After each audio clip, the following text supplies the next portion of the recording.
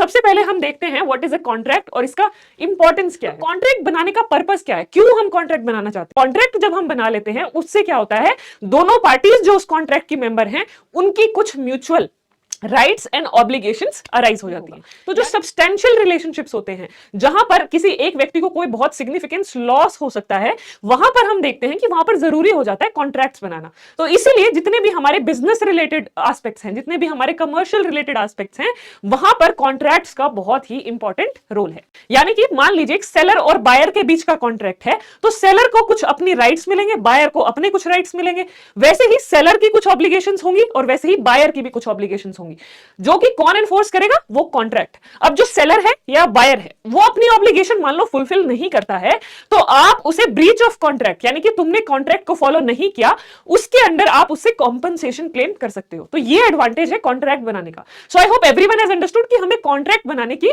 जरूरत क्यों है, so as to create legal binding relationship between the parties, ताकि अगर कल को वो दो लोग जो आपस में कॉन्ट्रैक्ट साइन कर रहे हैं, उनमें से कोई भी एक व्यक्ति, कोई भी एक पार्टी अगर उस कॉन्ट्रैक्ट को फुलफिल नहीं करता है, या उसमें जो भी कंडीशन ले डाउन की गई है, उसकी ड्यूटीज बताई गई हैं, वो फॉलो नहीं करता है, तो उस व्यक्ति से हम कॉम्पनसेशन क्लेम कर सकते हैं।